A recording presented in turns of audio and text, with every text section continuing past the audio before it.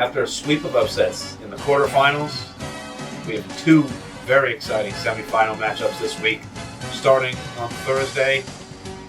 Welcome back to Tribunal Network, everybody. My name is Dave. Studio with Sim, Diego, Shane, and today breaking down, like you said, semifinal matchups, starting with Kujos United Club Shiesty. Lawrence was the leading scorer this season, 20 goals, and second in goals against average with a figure of 3.00 goals against per game. And on the other side, we have Kujos United, who was second, tied for second in scoring with 19 between him, Diego, and Sammy. And he led the league, though, in fouls with 5. In his last match, was able to stay off the board. Diego, who do you think is going to take this one? Why don't you start us off? Yeah, I'm gonna go with the vet team. I'm gonna go Kujos United. I think coming off a good road win last week, I think both teams have good momentum going into this next round. But especially this veteran squad, they showed everybody that they could put up 7 in a game before the clock is over. You know what I mean? Showing, hey, I'm here to play. I'm ready to do what I got to do. And Club Shiesty, they came off of a few draws to end out the regular season and off of a bye week. I don't see why Kujos United won't walk away with this win on the road.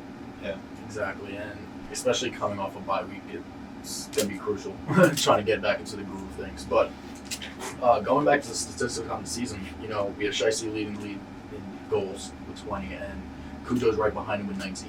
And then in the goals against category, Kujos is in third and Shiesty's in second. So you could see from the stats that both these teams are very good on the offensive as well as the defensive end. So I think that's going to make for a great matchup in the semifinals. But ultimately, I think if Kujos United kind of slows down a little bit and takes every shot, just thinking about every shot, not thinking too much, but ultimately just getting in the groove of things, I think he could pull it away. I was going to say, it was regular season, these two teams faced off in week 1. It was a 2-2 tie. Exactly. Kujos United had a controversial call there at the end, Did they score? Maybe. Maybe not. Something so. Something. But you've also seen in the games where Shiesty has tied, their opponent has played down to their, pace of play, where they've kind of lined up their shots and take their time driving through the ball, not being able to clear efficiently. And I think if they stick with that, he's had 3 draws by his opponents just doing that. Yeah. So he controls the pace of the game. Exactly, 100%. And when he's playing opponents that tend to be more aggressive and are just kind of rocketing through the pins, he blows them out every time. He did that against Big Biñhoboard early in the season. You saw that. But honestly, I think if Kujos just slows down a little bit, he'll be able to take it. And I think he has a 6-4 in that game. All right. You said 6-4. So I'm gonna have to have that same score, but I have it the opposite. The veteran presence is there, but I just think that you can't really sleep on Club Shiesty. That offense is really slick and smooth, and I think with the extra minute, he might just be like, I won't even need it. I think that if it does go to the end, I don't know. I think the Shiesty just might be able to pull it out more. I have them going 6-4. I just trust that their offense could just tack on more. Even though Kujos put up 7, can't always trust to have 7 consistently. But you could trust that 1, Shiesties will control the pace, and 2, they'll either draw or win the game. And there's no draws in playoffs, so I'm a bet for the win right now. I hear you. Yeah, so last time these two teams met, Kujos did have a 2-0 lead, so let's see if they can do that again in this matchup. And then over on the other side of the bracket, Sammy, we have Baked Beano's on the road against Tropical City for the league title. That's it, 10 points in the group stage, most of any club.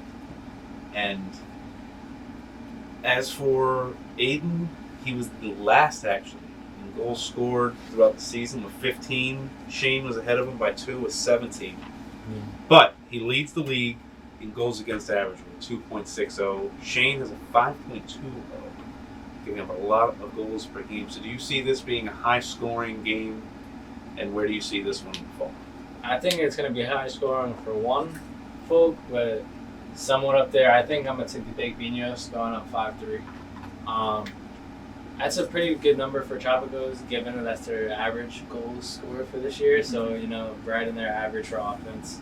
Not an understatement for them of their offense. But I think the Big Biños is going to show them that that surprise offense is a weapon, and you might be able to clear it, but it's like that shot is gonna have its punches, and I don't know if Tropical City is gonna be able to put their hands up in time. They might get knocked out. You know what I'm saying? Some of those strikes might hit him, and he might get a card, and the ball might go outside of the arena and hit Aiden, and he might be in vision impaired, but he'll still hit it afterwards and go for those shots. But I'm gonna take Big Biños. Right, I'm gonna take Big Biños with it. All right. Shane, I would like to make the point that Tropical City never finished a game technically throughout the regular season. They had a 6-2 win over the BC Fomentes, but I believe BC Fomentes did give them an own goal that game, so they only scored 5. They've never actually put up 7. Yeah, you think and that is a going back to the stat, the whole issue in the playoffs, though? 100%. Yeah, especially when it comes into the finals where you have to score 7. You know what I mean? But back to that stat, all season he has yet to put up 5 goals. You know what I mean? So it's put 5 up. Sorry, 7. He hasn't put up 6. 6 or 7. Yeah, 6 or 7. So with that being said, he has the best goals against average in the league, which has pretty much brought him to this point, to where he is now. With the bye week, carried a lot. but again, the bye week and just not being able to play or this practice is the last or anything, game. it's like If you're going to go to the finals, this is the last game of the timer. exactly. Besides the third place game. Exactly. Biñhoboard. And I don't know, Cool. while Tropicos has been chilling on the beach, we clearly see Big Biños has been in the lab. So will that shot come in handy when he plays Tropicos? Maybe. Will Tropicos maybe shut down that entire game plan and strike back? Maybe. We don't know. But I think the shot is gonna work Be wonders. heard around the world. Exactly. Work Yeah. wonders for Big Biños. So I have him winning a very, very clean 5-2 game. All right. Diego, what about you? I think, like I said, the stats explain themselves, but one thing I haven't highlighted is that Big Biños do lead the league in own goals with 3, and they did give 1 up in their last game. Yeah. You think if they do that for Tropical City, it'll just make it easier for Aiden? It very well could, especially if the Biños find themselves getting another card. You know what I mean? We saw that play last time. That with that new shot, it's definitely high risk. So maybe we see something go not in their favor this time. But I don't want to wish that on anybody. So Sure. I'm hoping the Big Biños can win, just because it'll just be a great story. A team that wasn't really that hot during the regular season, but found a new way to win, and they executed it the first time, and the second time come back again and execute it. I think I want to root for that. I'm going to go with the Big Biños. Have the makings of a Cinderella story. Yeah, that'd be really great to see the underdog in the finals against either a very experienced team or one of the Or another underdog. one of Or another favorite. I mean, the favorites. yeah, because on the other side of the bracket, you got to think that Club Shiesty team has been the one opponent throughout the year. It's like, oh shit, Like, that's the guy to beat. right? And then Cujo's just like, these dudes played it before, so it's like can't really run on that side.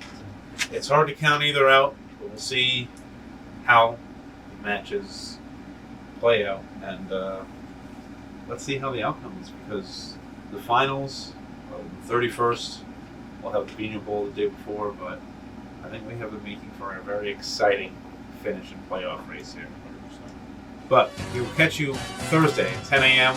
Cujo's United takes on Club Shiesty on the road, and Friday at 10 a.m. we have the Baked Biños away against Tropical City. We'll see you there. Be sure to comment on any video for a chance to win a free Biñhoboard for yourself and Sherman Park giveaway. Thank you for watching.